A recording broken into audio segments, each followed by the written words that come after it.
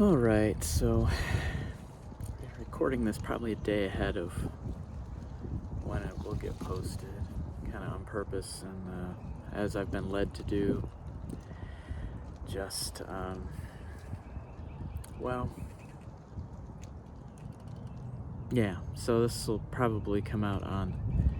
Well, I've decided to look for a different name for the day that we call Saturday, and I am throwing around in my head, so let's put it out there here verbally, Berkan Day for the Berkano, the birch rune, the birch goddess, so related to the Futhark and Norse mythology, much more in keeping with the rest of our days of the week and where they come from, and away from Saturn Day, which I work with Saturn energies, but it's just been coming up that may not be the right term for it. And it's interesting because here I am in the woods,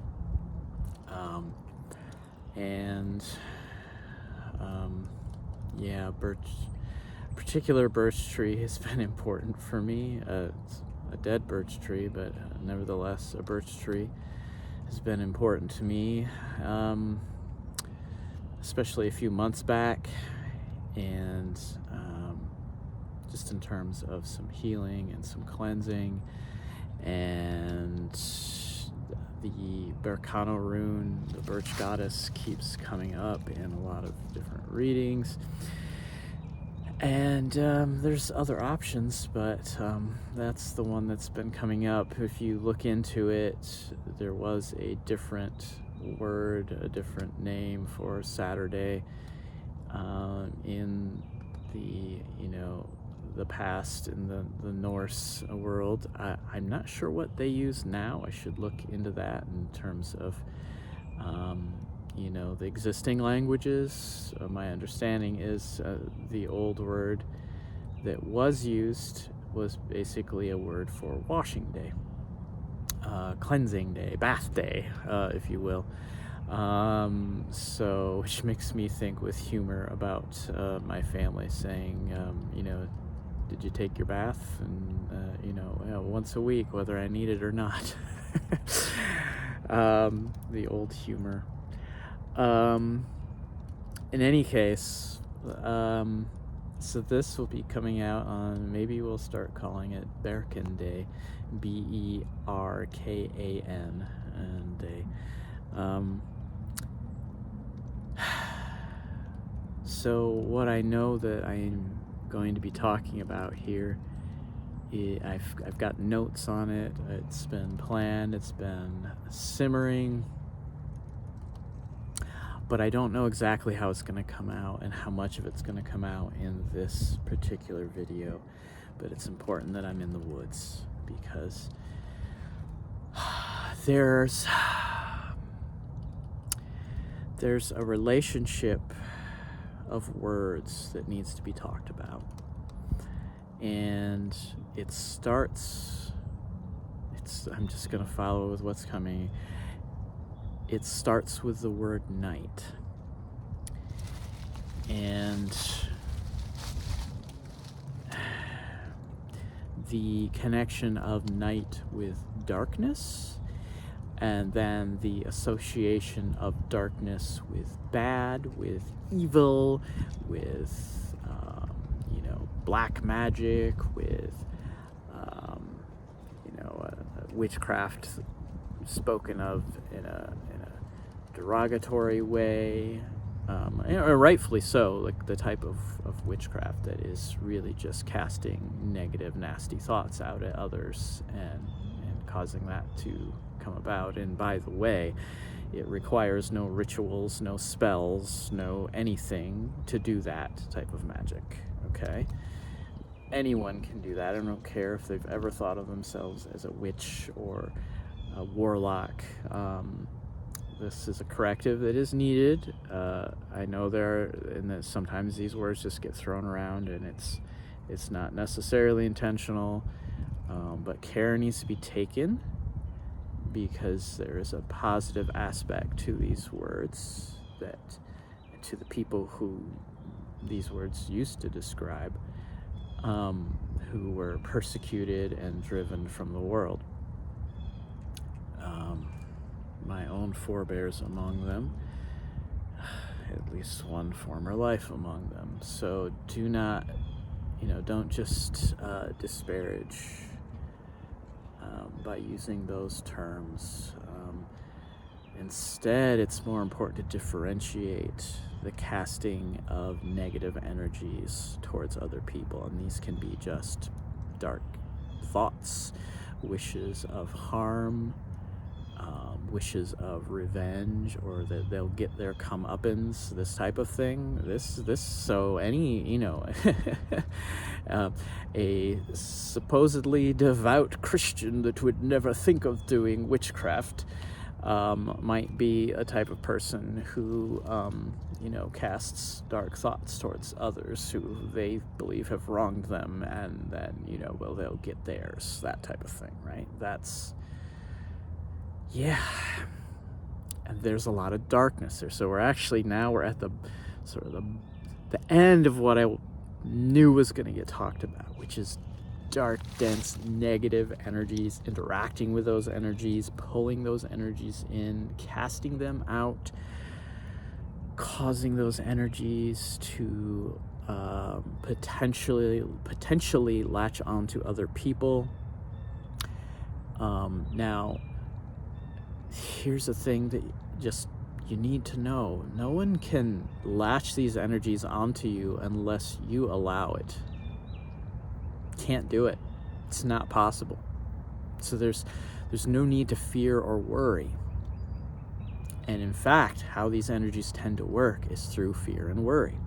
So and this is again an important thing, if you're in that subset that talks about, the witches and the warlocks are out and they're casting negative energies at me, and that puts you in fear and worry, well, guess what? You're kind of doing your own black magic on yourself at that point. That's what's actually happening if you're in fear and worry. So that's how it works. Okay? So be careful of that. Be careful of that. Be careful what you cast at others. Desire no harm for anyone else. Be very careful of that. And especially if they're protected, if energetically they are walking with the divine, they are living a cleansed life, then that will be reflected back at you. Okay? It will be. So take care of these things. It's very easy to just in a flash of a moment, say while you're driving and you get angry with somebody, right? It can happen very easily. Not even somebody you know. You can very easily have your thoughts be pulled down into that space.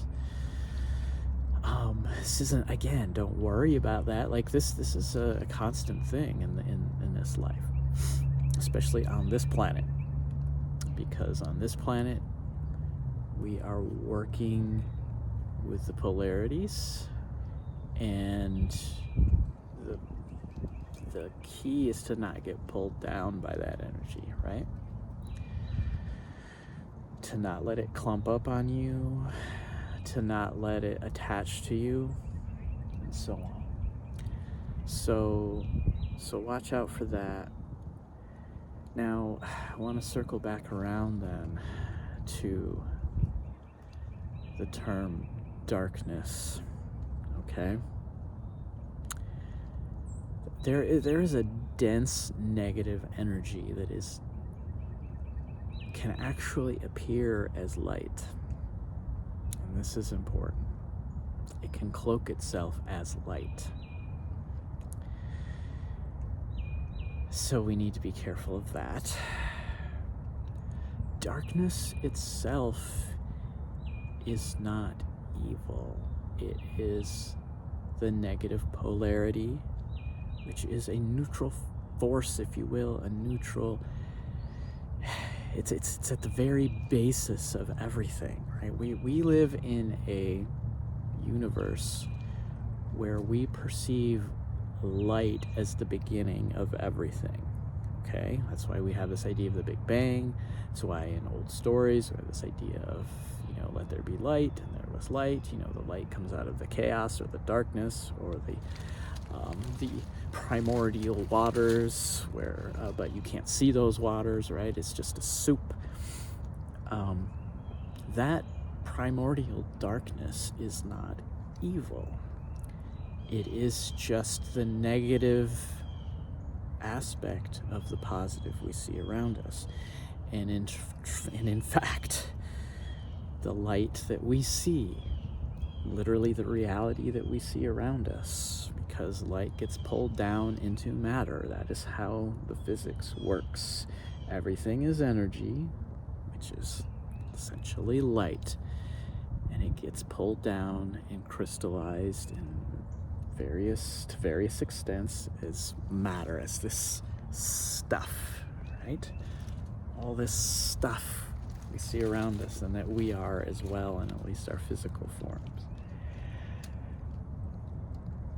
Before there was light, or at the same time as light sprang out, in the very middle of all that light that spreads out as a globe in all directions from that original point of light, is a kernel of darkness.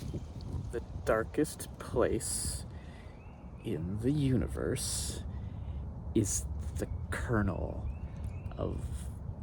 that's at the heart of the original burst of light.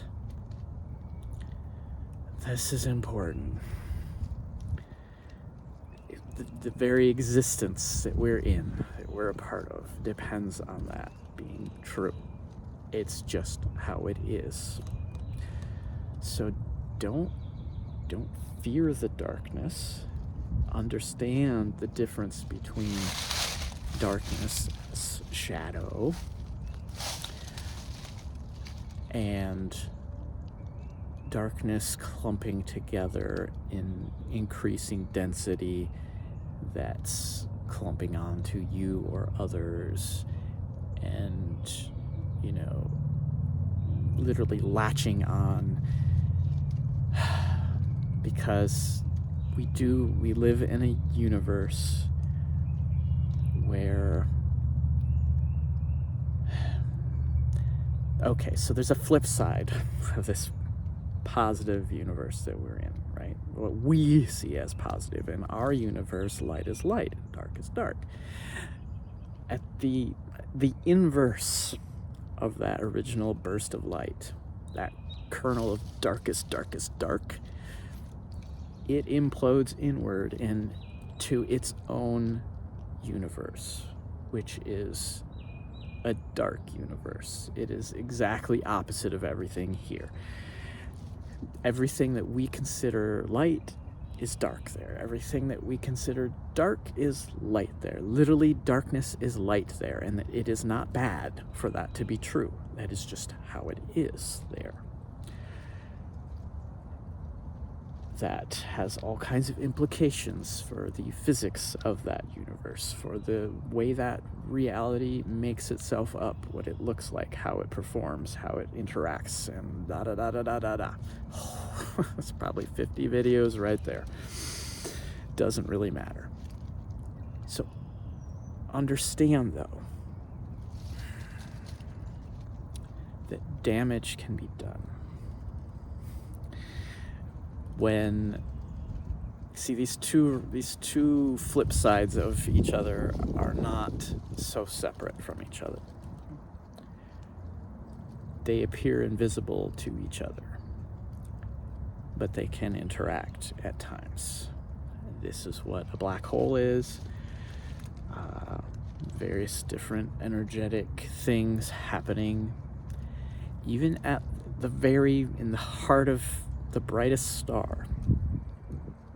This is happening. This is why we can't find dark matter. We can see it, in that there has to be something more there that we can't see. But we can't find it. Well, it's hidden. I don't know if our scientists are ever going to figure this out in terms of being able to measure it, to interact with it, but I'm saying that there are interactions that happen.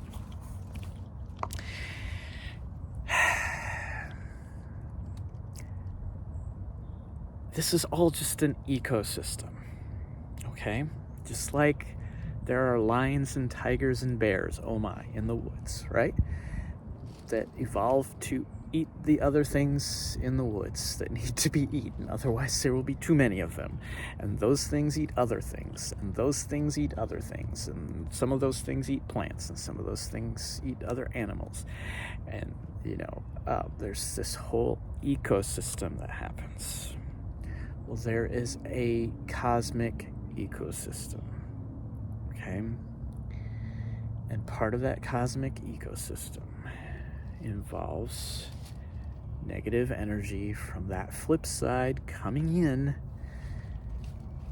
and because it's so hidden, it can sit here with us and it can feed on the positive energy.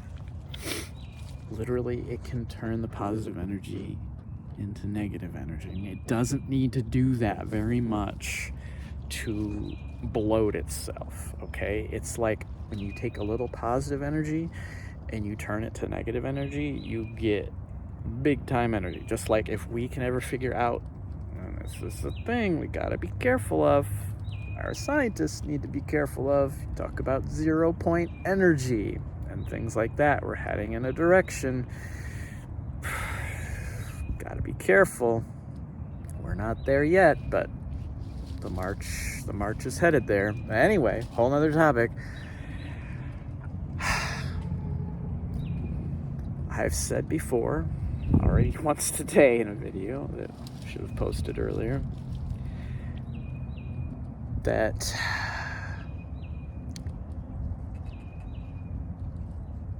now I've already forgotten what it was that I said. Doesn't matter.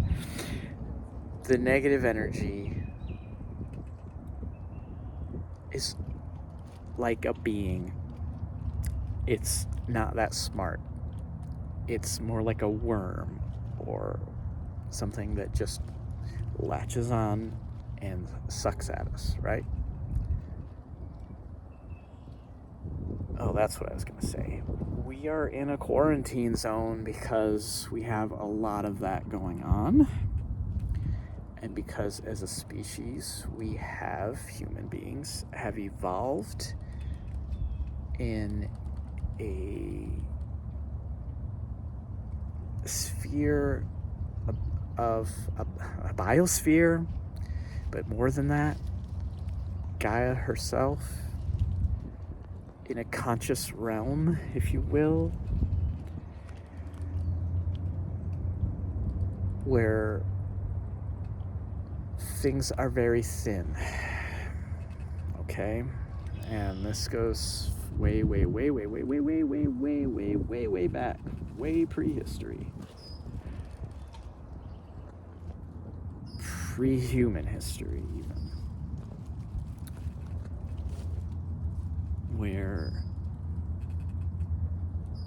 this darkness was almost invited in.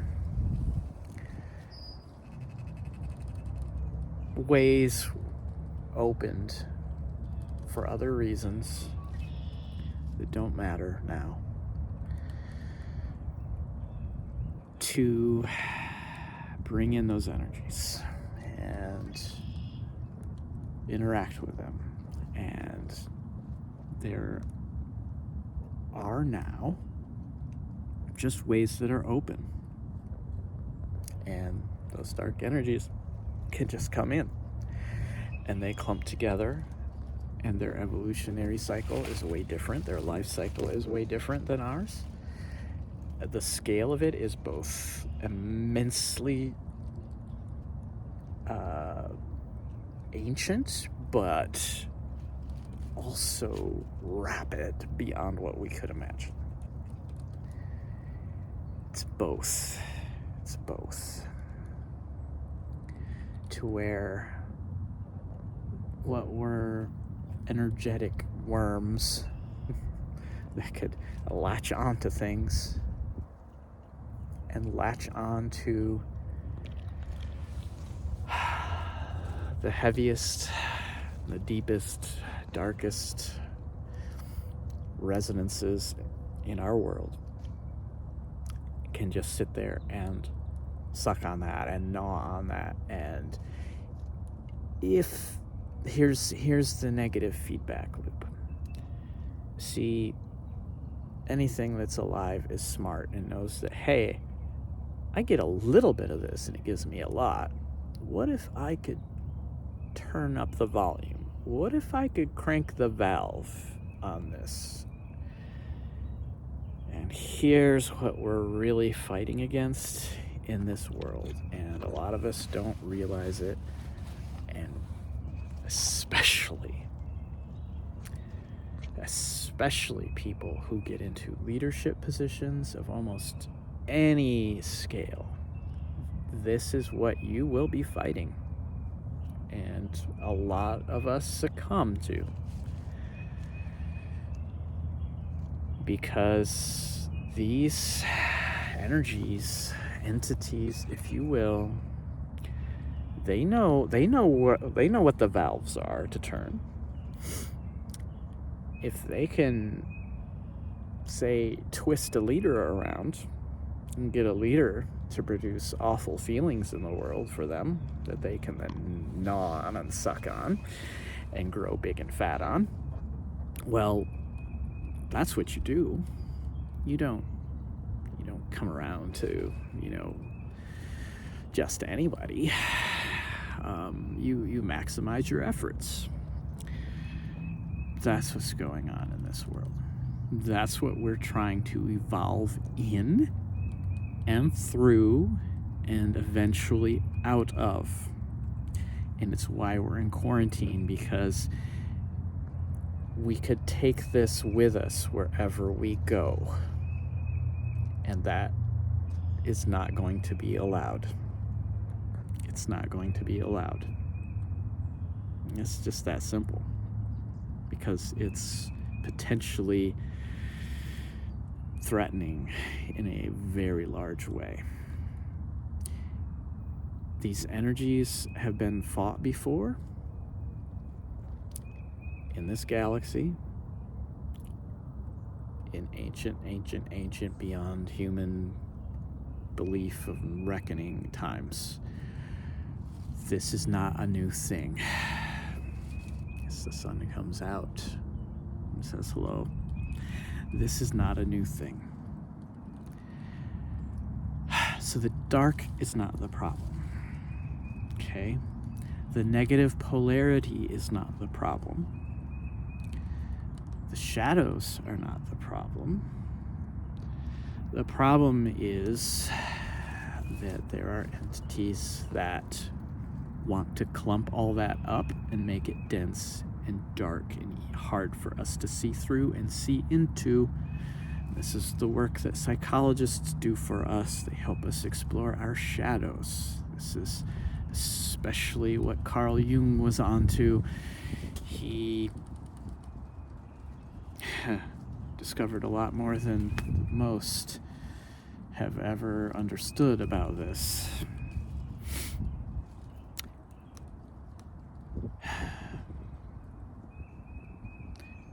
This is what we're fighting against. This is why it's so important to understand. For instance, has been coming up a lot.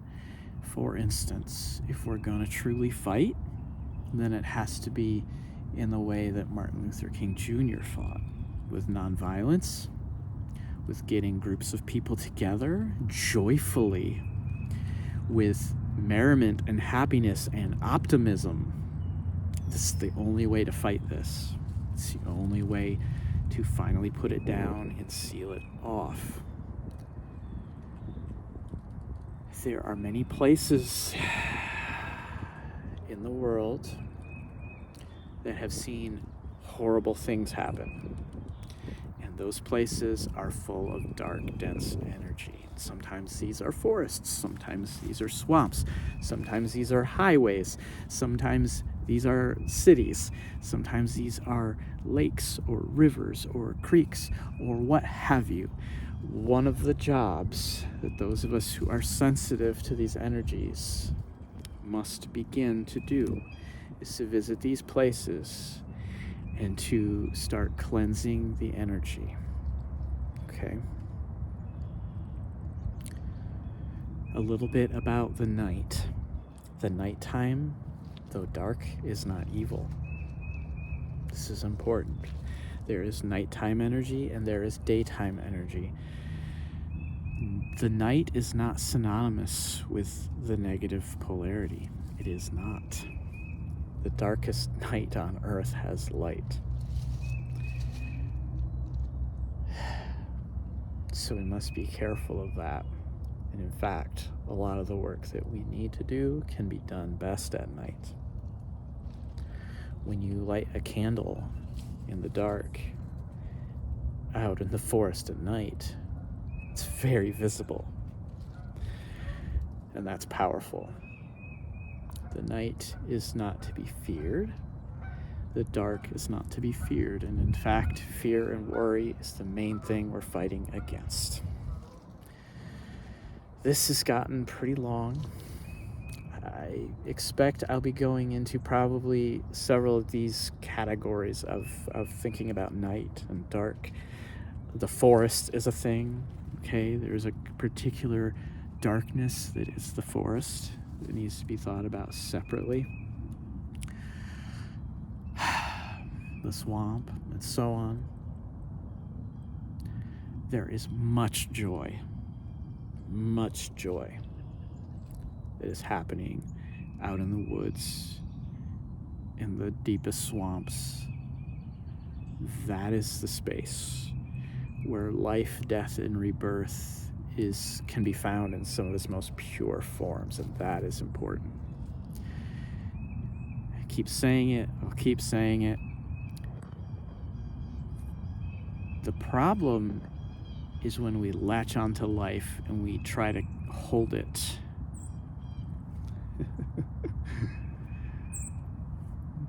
When we try to latch onto it, distracted by a bird that almost flew in here with me. The problem is when we try to keep life static. We don't let it move. We don't let things take their course, die, go down into the ground like a layer of leaves, compost, and then something new comes out. That's what life is. That's what we need to let happen. And how we can work energetically with this is to find spaces where the energies may have gotten locked in and release those energies. And that has recently happened in these very woods that I'm in. An immense amount of energy has been released from these woods just in the past few weeks. And that's a good thing. That's energy from creatures long past, freed to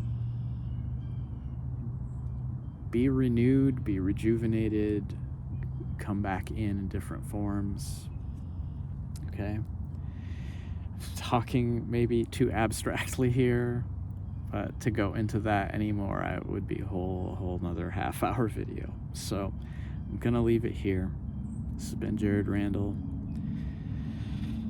and yeah, just sending you love and peace and all the light you can possibly stand in this world.